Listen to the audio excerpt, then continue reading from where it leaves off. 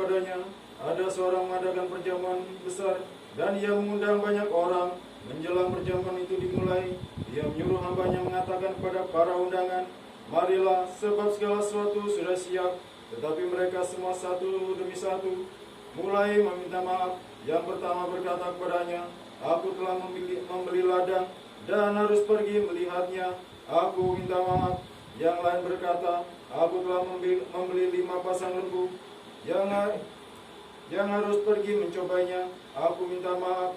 Yang lain lagi berkata, aku baru kawin, dan karena itu aku tidak dapat datang. Lalu kembalilah hamba itu dan menyampaikan semuanya itu kepada tuannya. Tuan rumah itu pun murka dan berkata pada hambanya, pergilah dengan segera ke semua jalan dan lorong kota, dan bawalah kemari orang-orang miskin, dan orang-orang cacat, dan orang-orang buta, dan orang-orang lumpuh. Kemudian hamba itu melaporkan, Tuhan, apa yang Tuhan perintahkan aku sudah laksanakan. Sekalipun demikian masih ada tempat. Lalu kata Tuhan itu pada hambanya, pergilah ke semua jalan dan lorong, dan paksalah orang-orang yang ada di situ masuk, supaya rumahku terisi penuh. Sebab aku berkata kepadamu, tidak ada seorang pun dari orang-orang yang telah diundang itu akan menikmati jamuanku. Kemuliaan bagimu ya Tuhan, kemuliaan bagimu.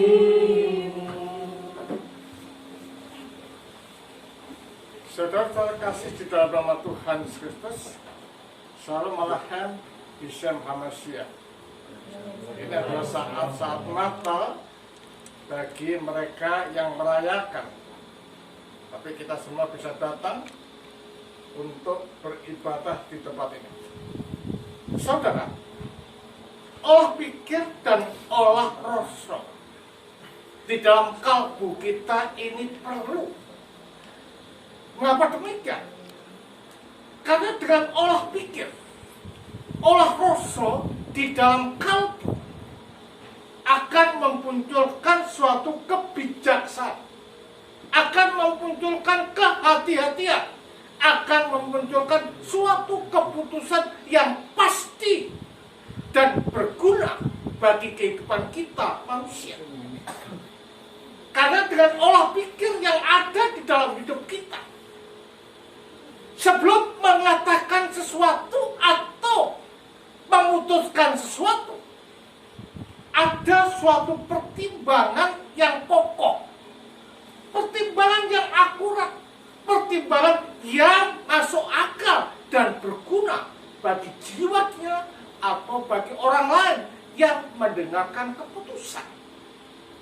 Di dalam bacaan kita tadi, kita melihat ada seorang yang mengadakan pesta dan ingin mengundang banyak orang. Maka dia, seorang kaya ini, mengutus hambanya untuk mengundang sahabat-sahabatnya, untuk mengundang orang-orang yang dekat datang kepada pesta yang dilakukan oleh majikan ini.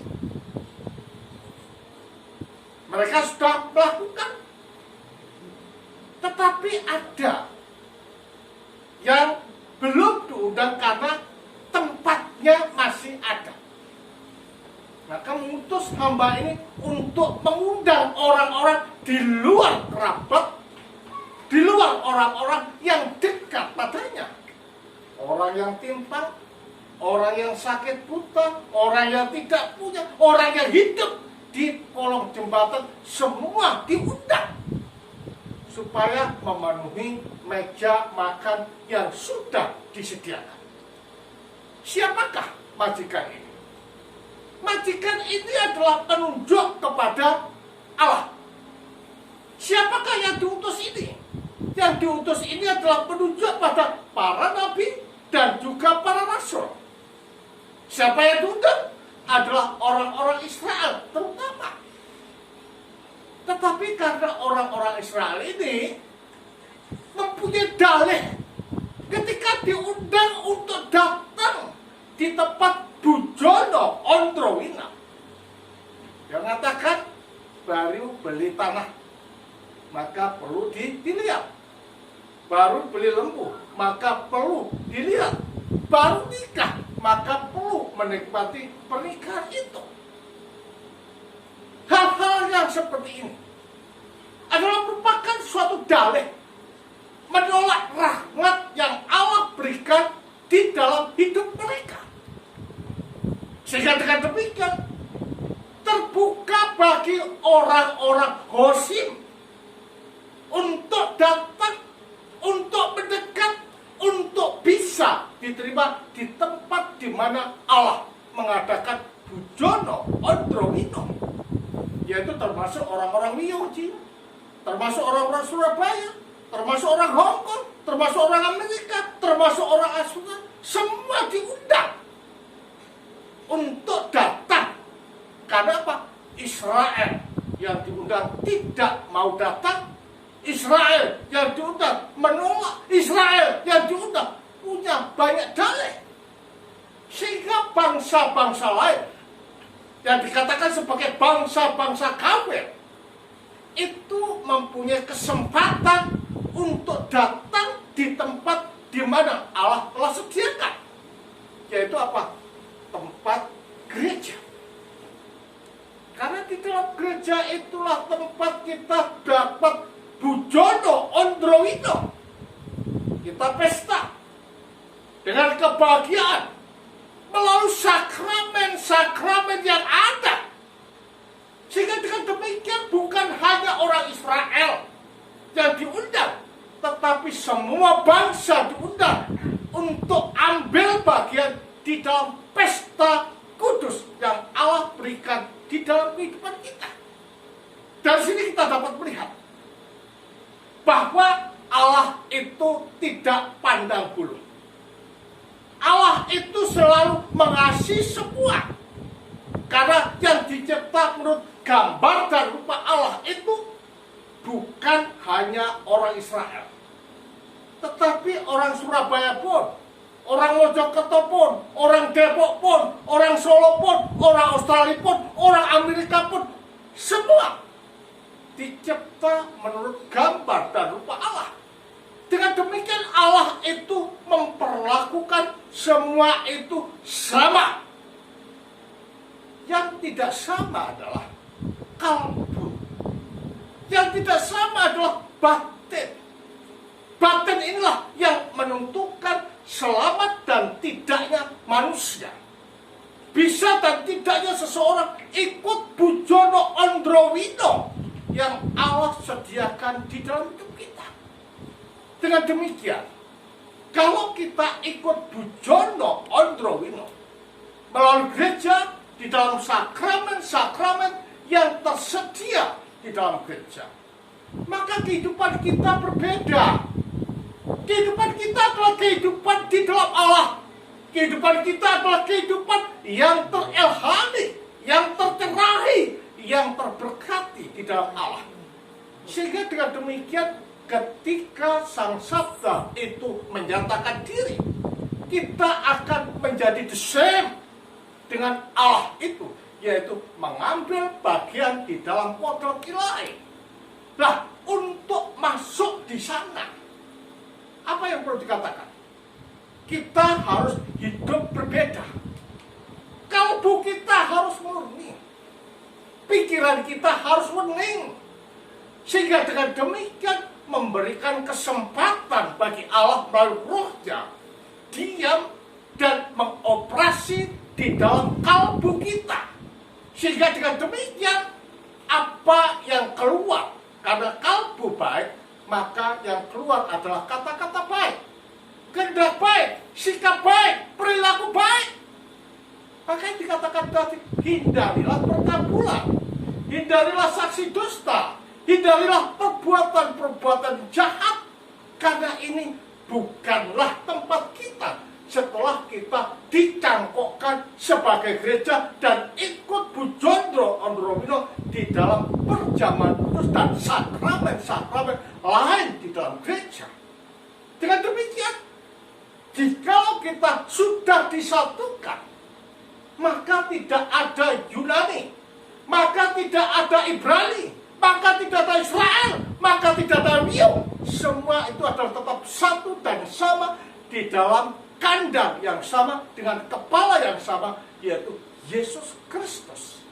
Dengan demikian gereja ini adalah merupakan suatu tempat pemersatu yang difokuskan dengan apa itu sakramen. Nah, sakramen ini di dalam gereja merupakan suatu din, tempat pemersatu. Nah, agama-agama yang punya din ini termasuk Katolik, termasuk saudara kita yang punya din. Letaknya di mana?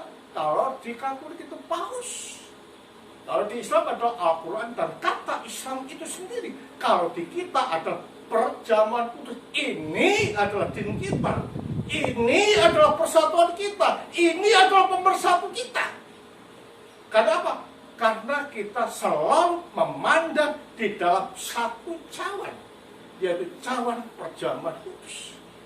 Nah, cawan ini yang memberikan kita kesempatan untuk masuk di dalam kehidupan Allah. Masuknya kita di dalam kehidupan Allah oleh Roh, maka kita akan dituntun pada jalan-jalannya, dituntun pada kehendaknya, dituntun pada berkatnya, sehingga kita selalu berenang di dalam lautan kasih ilahi. Jadi kalau demikian, kehidupan Kristen ini adalah kehidupan yang struggling, bukan hanya pada otak, tetapi pada kalbu. Apakah kalau demikian otak kalbu perlu?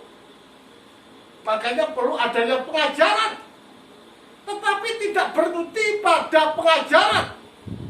Pengajaran harus diimplementasikan di dalam hidup dan penyembahan.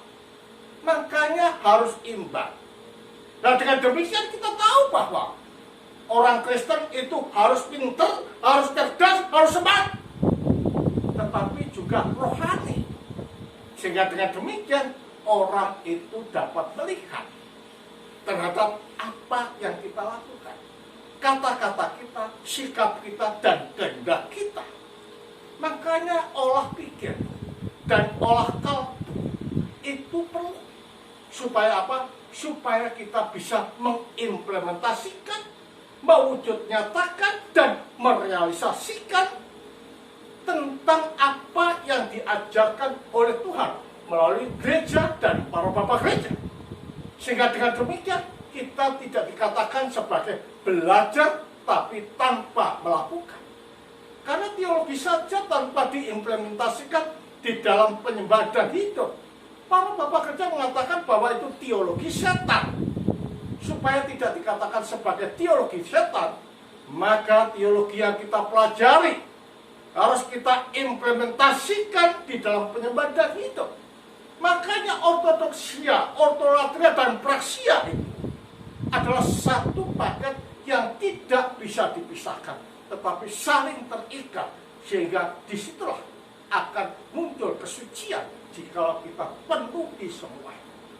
Jadi menjadi orang ortodoks itu tidak semudah membalikkan telapak tangan, tetapi perlu olah rasa, olah pikir, agar dengan demikian apa yang kita pelajari betul-betul kita rasakan, betul-betul kita renungkan, betul-betul kita tunjukkan di dalam hidup yang nyata. Karena itulah sakramen di dalam gereja memegang peranan penting. Karena di dalam sakramen itu kita diajak untuk rasa dan pikir yang sudah kita olah itu terimplementasi di dalam hidup nyata. Makanya sakramen jangan pernah dikatakan sebagai lambang atau simbol, tapi sakramen adalah realita nyata untuk mengubah perilaku kita, sikap kita, dan hidup kita. Sebagai suatu prinsip dalam kehidupan kita, jangan pernah konyol, ya, untuk berjuang di dalam kesucian, dan jangan pernah tolak kehendak Allah yang ada di dalam kehidupan kita, tetapi lakukan dengan kasih. kerendah hatian, dan juga kesucian. Karena di sanalah tempat kita berubah dan kita dapat sama-sama suci ketika Allah menyatakan diri kepada kita. Kemudian bagi Sang Bapa, Sang Putra, Sang Roh Kudus. Amin.